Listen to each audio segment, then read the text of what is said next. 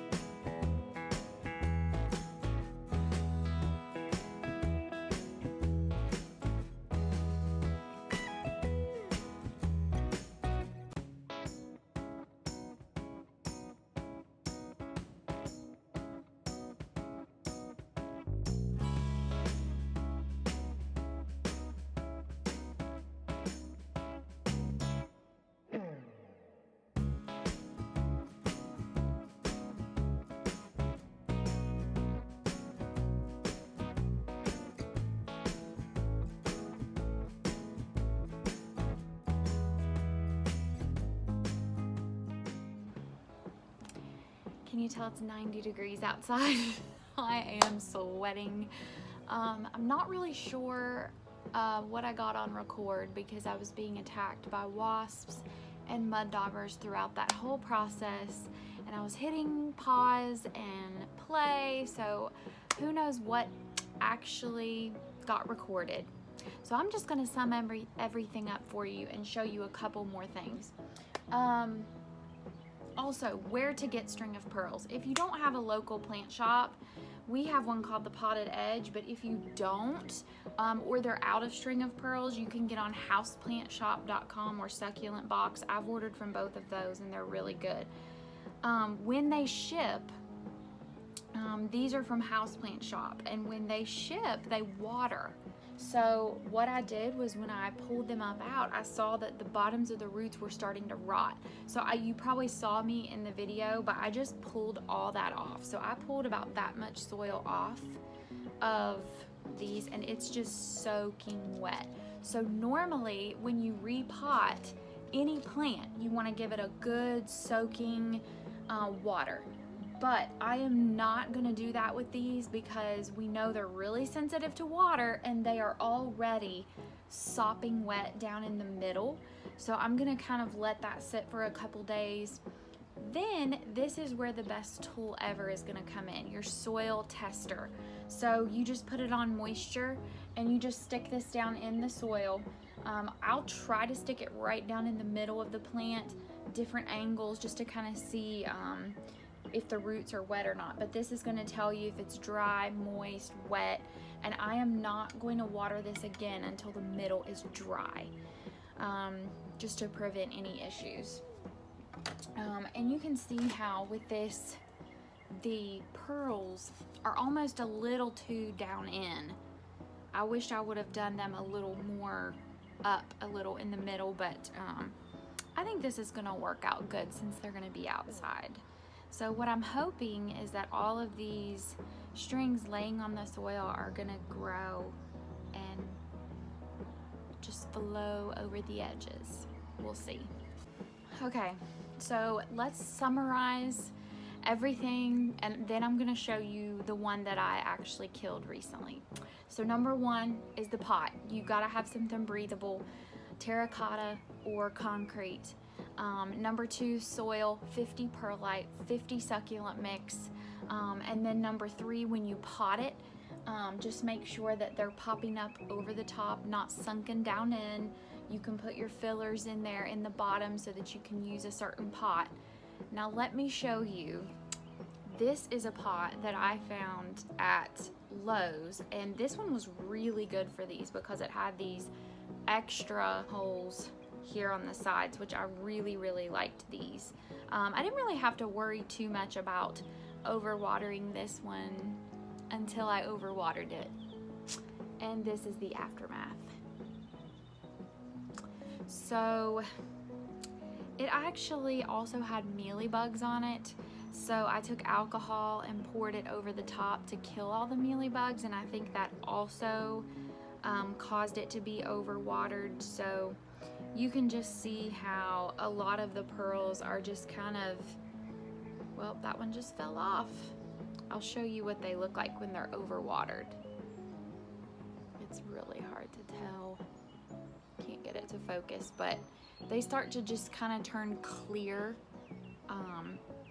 when they're overwatered. So, and then it'll eventually rot. I don't know why I'm keeping this. I think it just makes me sad, but I'm just keeping it. Maybe it'll come back to life miraculously. Yeah, sadness.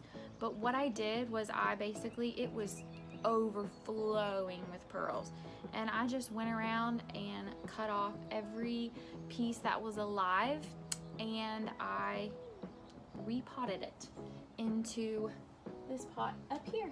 If you can tell, I did it strand by strand, so that took a very long time, but I do have a passion for these string of pearls, and let me know if you have any questions, because I've kind of, as you can see, done all the wrong things and the right things. So let me know if you have any questions.